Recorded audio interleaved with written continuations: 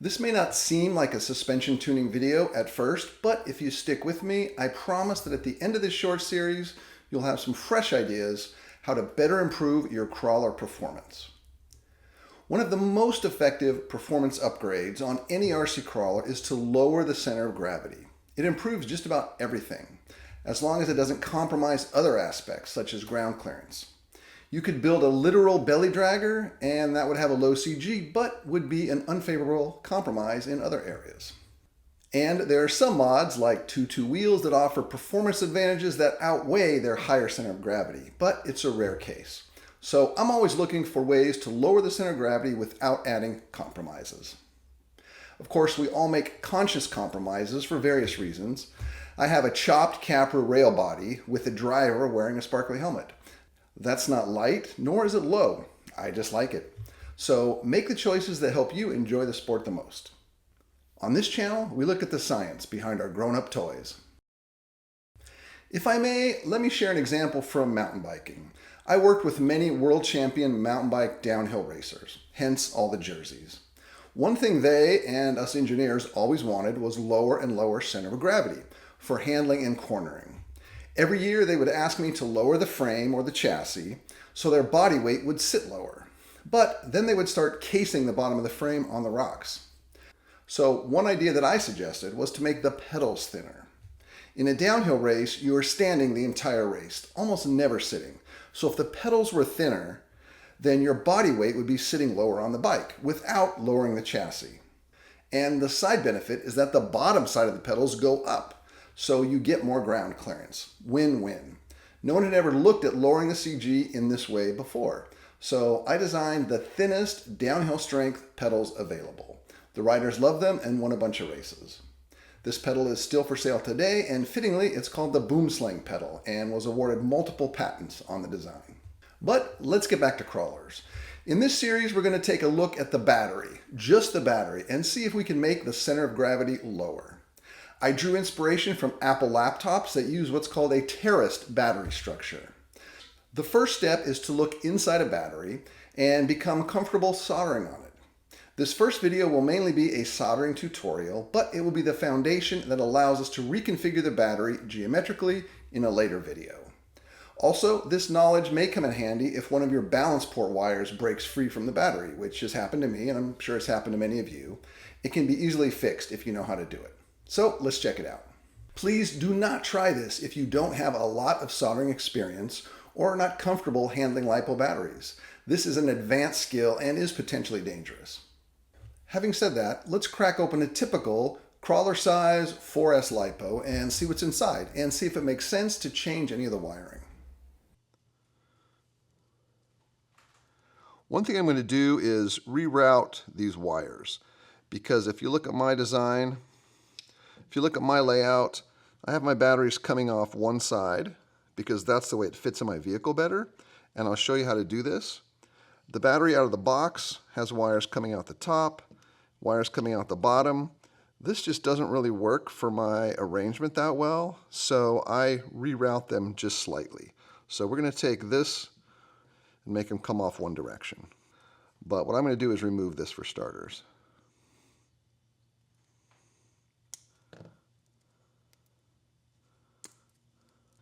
Again, be very careful you don't puncture your battery. Okay, so this shrink wrap that comes stock, this isn't a structural shrink wrap. This is merely to hold the batteries in place. So now I'm going to show you how to reorient your wires coming off your battery, if it's better for your situation. So I'm going to start by unwrapping this, or decasing it if you want to use fancy terms. Now these batteries have a little bit of foam on the ends to protect it, so we're going to add our own foam back on later.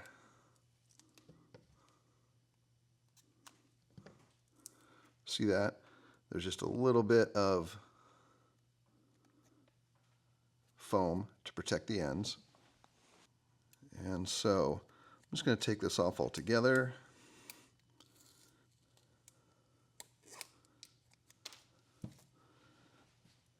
And then there's a little bit of green insulation and foam on this side. So we'll tear that off. All right, and see, they've got some Kapton tape on here already, which is kind of loose and not super useful. We're going to do a better job than that. Now, the silver piece is usually a piece of tape. I'm going to take that off. If you're not comfortable doing this, totally understandable. Not everybody wants to dismantle their battery. I get it.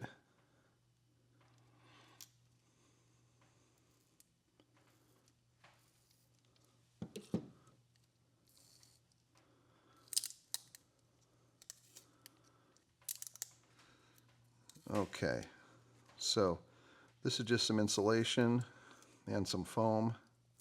Take this off.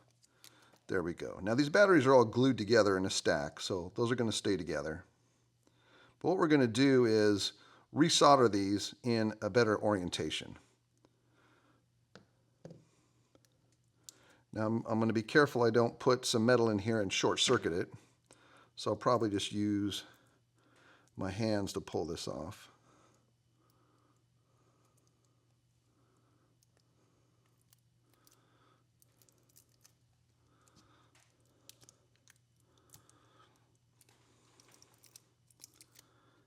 Okay.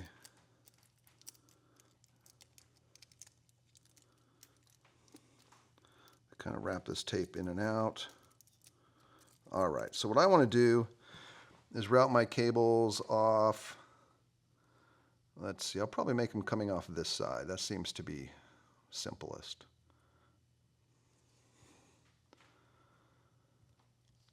So in this case, what I did is I actually soldered on a longer one that had a little more distance to it. So I unsoldered all 5 of these wires and resoldered on a longer extension. But I'm not going to do that with this one today. I'm going to keep it simple. I'm just going to reorient how this comes off. You can replace this all together with a longer pigtail if you want. So what I'm going to do is,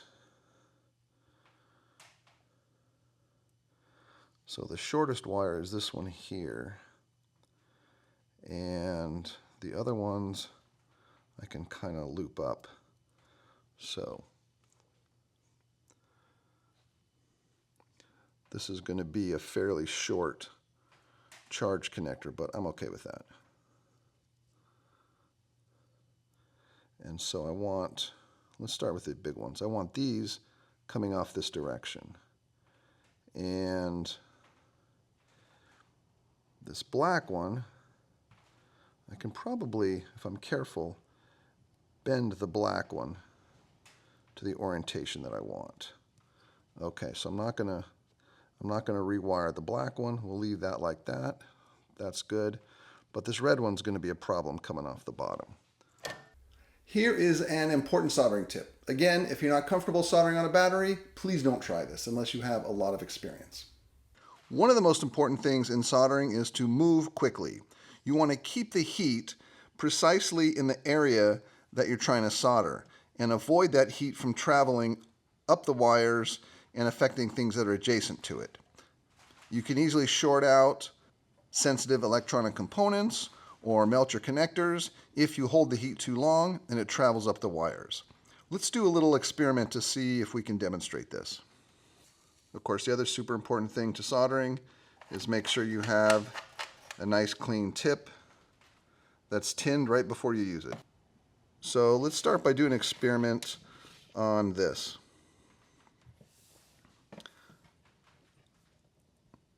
I'm going to apply heat to this, and I'm going to hold the heat on way too long, and we'll see what happens to the connector. I'm just going to tape this in place for convenience. All right, I just want to hold this in place. What I'm going to do is simulate holding the heat on this tip too long. All right, you can see it melting.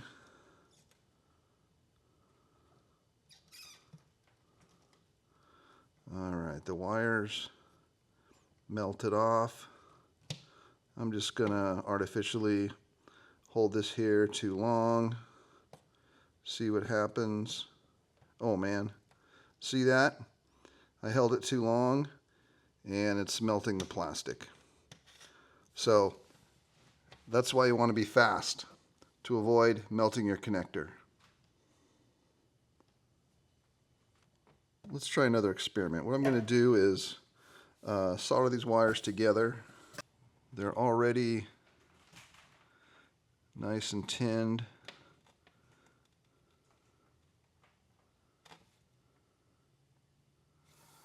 So there, I've got these connected. Maybe not the best solder, but for this purpose. Okay, so I've got these soldered together. And I want to see how long it takes. If I apply heat here, how long does it take that heat to travel up and down the wire? And can I actually melt off this connector if I hold it on too long? Let's see what happens. All right, so let's try this distance here. This is about, I don't know, an inch. And you don't really get good heat transfer on bare wire, so I'm gonna put some solder onto this so I get good heat transfer. Okay. So this joint is, I just removed the insulation here. So this is a solid wire joint. This is two wires spliced together. So what I want to do is heat up this joint and see if the heat travels up and down the wire enough to melt this joint. And just in case it gets hot on my fingers, I'm going to hold it like this. All right, so I'm pulling on the wire. So in the case of the connector, the heat traveled just a few millimeters and melted the housing. But in this case, I can't quite get the heat to travel far enough to melt this solder. Now, is this hot? Yeah, it's pretty hot. Okay, so it's very melted here, but I can feel it's pretty hot out. It's pretty hot out here. I'm not sure if it's going to get hot enough to melt that solder. Doesn't look like it.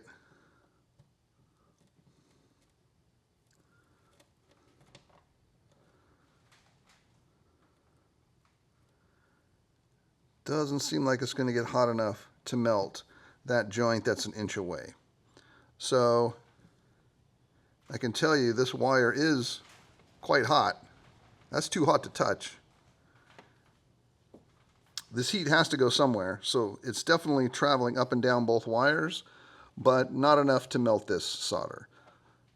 So the point is, the heat does travel, and if you had something more delicate, like a battery or a connector or sensitive electronic components, you could potentially damage that, because this joint is hot. It's not hot enough to desolder though.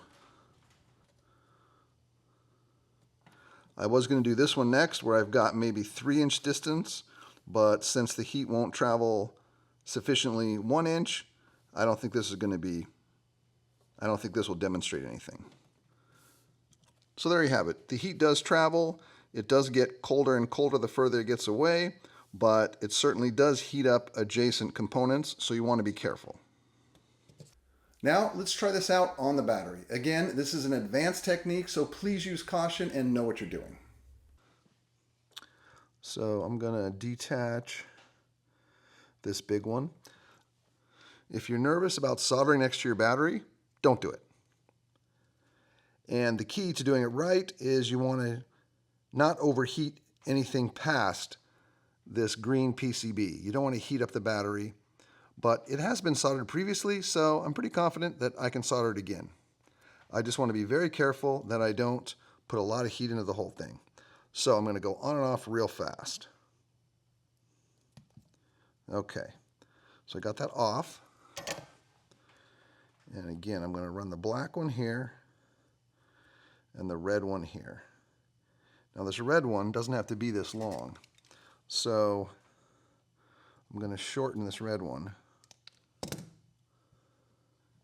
and strip the wire.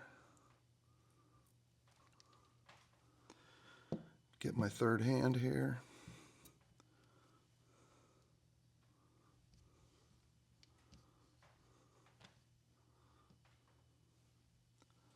And I'm going to start by getting some solder on the wire.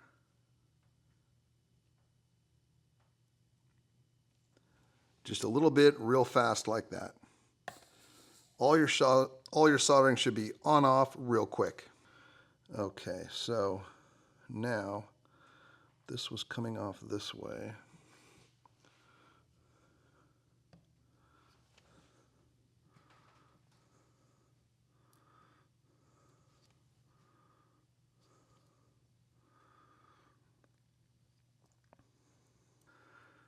All right, I'm just going to tack this down right here.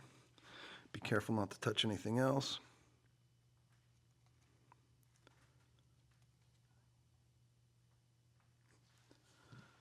Nice.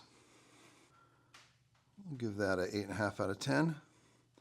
All right, so now my wires are coming off this way, which I like. That was the whole goal. Now I need these to come off this way as well.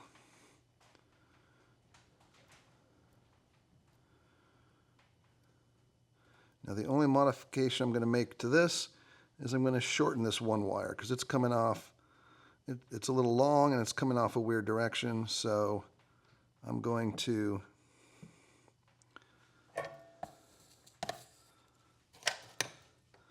reorient this one wire.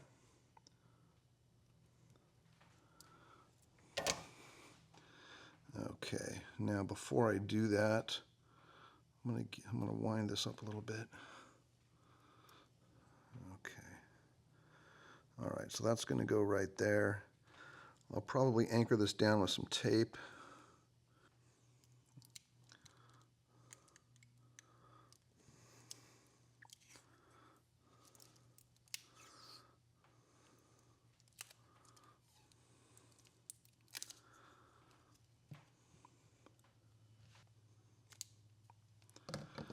Okay, this is just for convenience right now in soldering. I will say I have had wires from the balance port come loose before, and instead of throwing away your whole battery, you can usually solder them back on without too much trouble, so this is a good skill for that as well. Now, I'm going to shorten this, and this is really tiny, so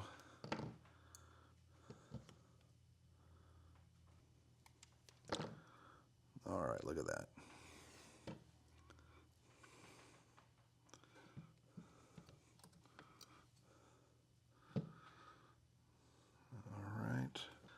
All right, so let's add a little solder here.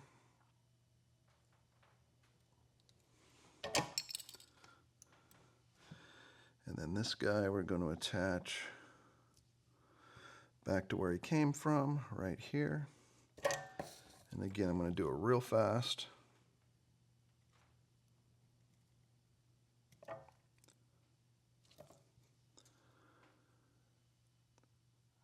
Boom, I'll take it. Kind of hanging off the side, but I'll probably just make it worse. I'll give that a 8.2. So that's it for the soldering. Okay, now what I like to do is put a nice solid piece of Kapton tape on here to really hold these wires down, because you're always bending them, waving them around, plugging them in and out. It's really best to keep them nice and secure. So put on a nice piece of this Kapton tape. Nice and strong. Doesn't hurt to go all the way around. Remember, the goal is to reinforce this whole thing, so nothing wrong with extra tape on the whole thing.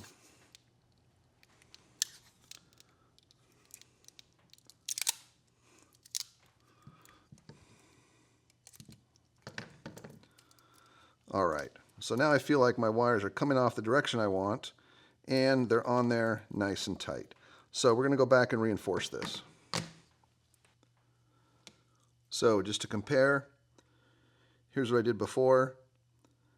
I put a longer one on. I had to solder every different stop. And in this one, I just kind of redirected the wire. So my balance port is much shorter on this, but it still works for my configuration. Now what we're going to do is add back some foam. This is just some foam insulation. I don't remember where I got it, but I'll look it up and put it in the description. You're going to want to get 2 pieces.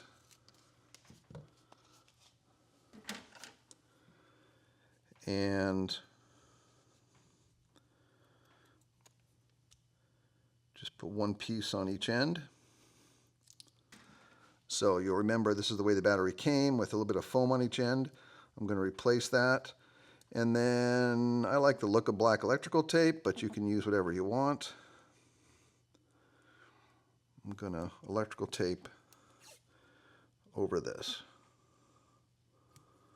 to hold it in place.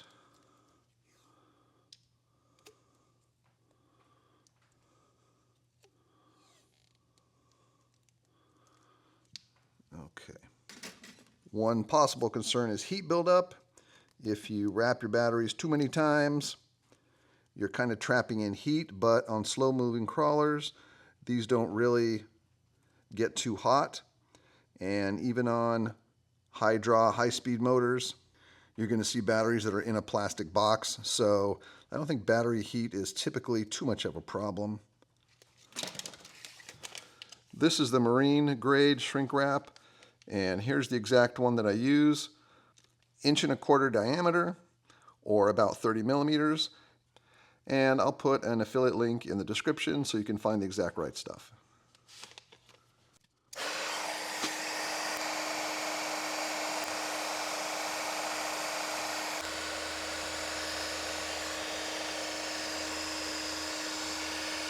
All right, when you get to the end here,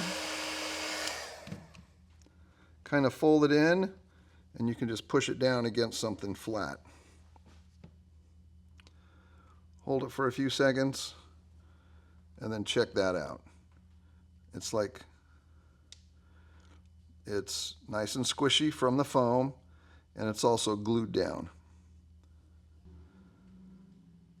So there you go. This is great shrink wrap for protecting your batteries, but I also highly recommend some sort of carbon reinforcement on top of that.